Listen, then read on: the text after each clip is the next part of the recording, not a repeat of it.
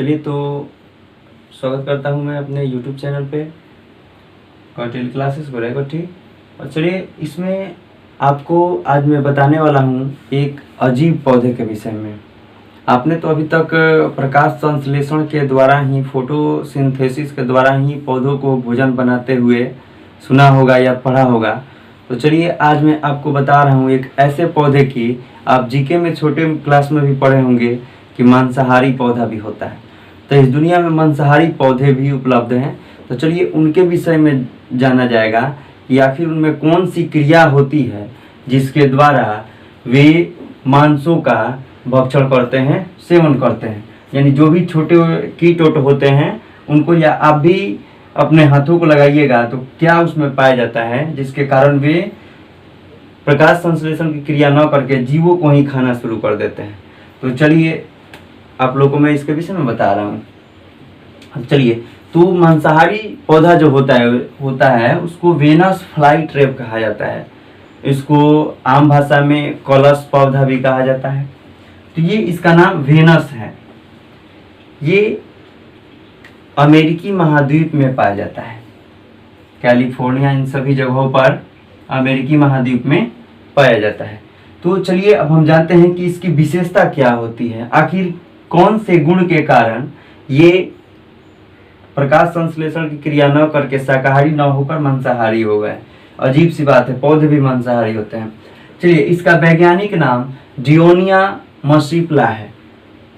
जी हाँ, इसका वैज्ञानिक नाम ये आप यहाँ देख सकते हैं, डियोनिया मसिप्ला है।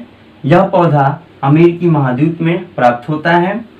तो इसके साथ ही अब देखिए कि ये कार्य कैसे करता है। यहाँ पे आप दो प्रकार के पौधे को देख रहे हैं, एक ये वाला और एक ये वाला। यानी फर्स्ट ये आप देख रहे हैं और सेकंड ये आप देख रहे हैं। और स्क्रीन पर भी आप देख सकते हैं, यानी प्रत्येक अलग अलग प्रकार के, यहाँ अलग अलग प्रकार के कई पौधों को दिखाया जा रहा है। इनका आकार अलग अलग होता है लेकिन कार्य सबका सेम ही होता है। तो आप स्क्रीन पर भी देख सकते हैं। तो चलिए आज हम लोग जान रहे हैं ये पौधे में कौन से गुण होते हैं। तो ये जो पौधा होता है ये एक, समझिए कि जैसा कि आप सीपी देखे होंगे, सीपी के आकार का होता है। और इसमें ये एक सेंसिटिव हेयर होते हैं। अगर कोई भी कीट, मक्खी, तिलचट्टा हो गया या टीडा हो गया, यहाँ तक कि गिरगिट या अन्य कोई भी जीव अगर इस पे आ रहा है, इसके पकड़ से, चाहे वो छोटा हो या बड़ा हो, ये अपना कार्य कर लेता है। तो ये इसके ऊपरी भाग होते हैं। और जैसे ही कोई आता है, अब ये चीज जानिए कि कोई भी चीज इस पे आके बैठ तो नहीं जाएगा, उस पर बैठने का कुछ कारण होता है। देखिए, ये इसका जो भाग होता है ना, ये चिपचिपा होता है। जैसा कि आप स्क्रीन पर देख सकते हैं, मक्खियां बची हुई हैं और ये किस प्रकार से इस चीज को, मतलब उसको चाट रही हैं। इस पर एक मीठा तरल पदार्थ होता है। ये तरल पदार्थों को बनाते हैं और जैसे ही इस पे ओस की बूंदें पड़ती है, ये चिपचिपे हो जाते हैं। तो इस तरह से इस पे चीनी जैसी कोई पदार्थ होता है, चीनी जैसा पदार्थ, जो इसको एक यानी चिपचिपा भाग बना देता है।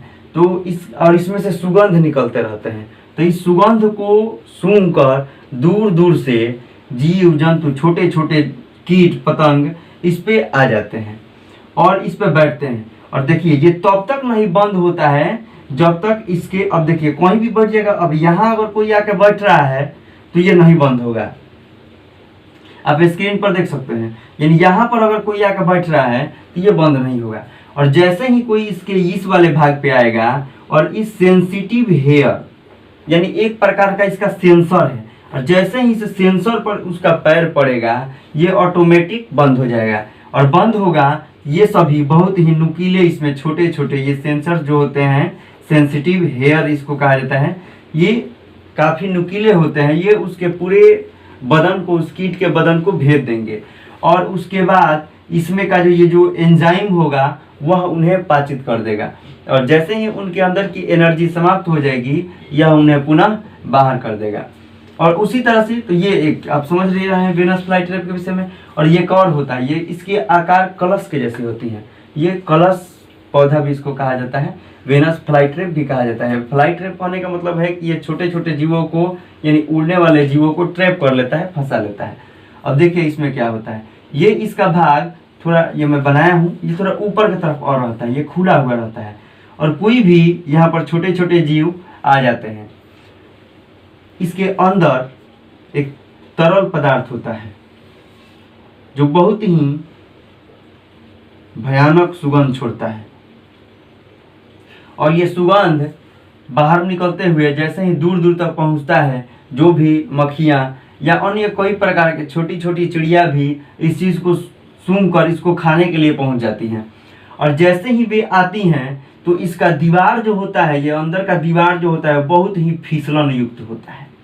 कोई भी जीव जैसे ही यहाँ पर आएगा वह अपना नियंत्रण खोकर और इसमें आके गिर जाएगा। जैसे ही इसमें गिरेगा, ये तो पूरा तरल भाग है, यानी समझिए कि वो बेचारे का डेथ हो जाएगा, वो इसी में फंस जाएगा। पूरा उसका पंख पैर वैर में पूरा ये जितने भी तरल पदार्थ होंगे वो भर जाएंगे, लिपट जाएंगे और वो चाह कर भी बाहर नहीं निकल पाएगा।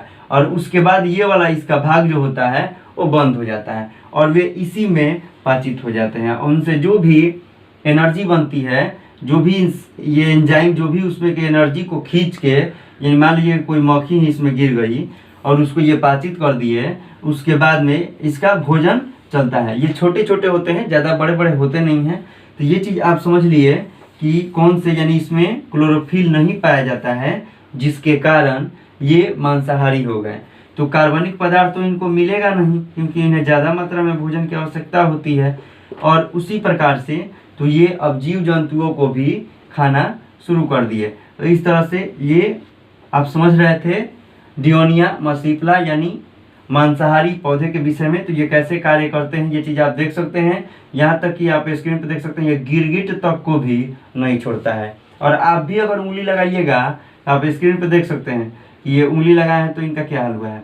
यानी उंगली अगर आप लगाइएगा तो इसके जो सेंसिटिव हेयर होते हैं ये उंगलियों को दबा कर उसको काटना शुरू कर देंगे, उसमें चुभ जाएंगे और रक्त निकलना शुरू हो जाएगा। तो ये आप समझ सकते हैं कि ये कितने खतरनाक होते हैं।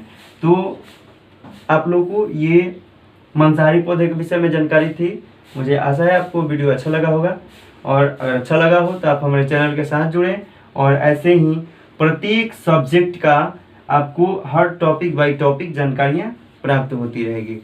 जय हिंद, थैंक यू।